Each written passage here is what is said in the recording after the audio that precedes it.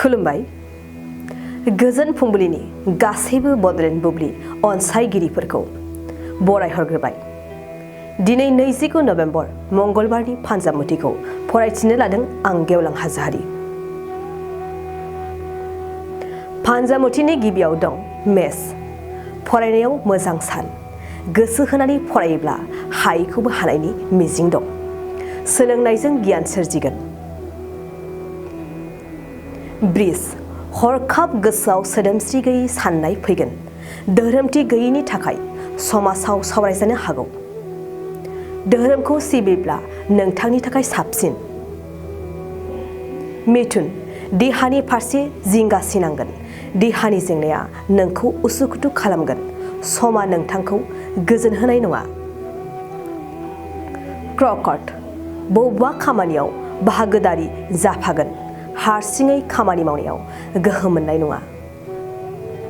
सिंह। मोजां सान। नखराव सुखु गोजोना फैफिनगोन।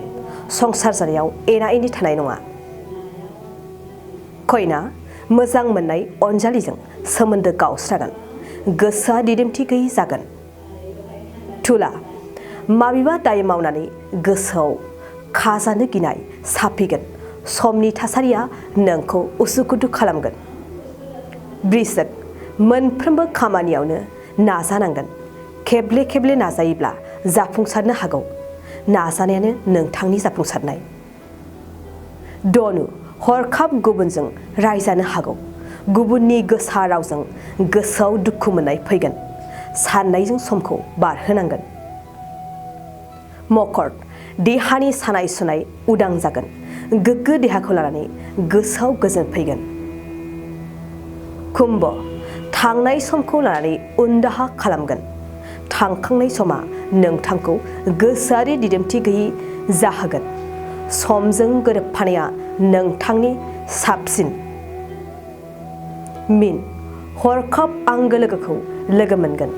आंगो लोगोनिफ्राय हेफाजाब मोननायनि मिजिं दं।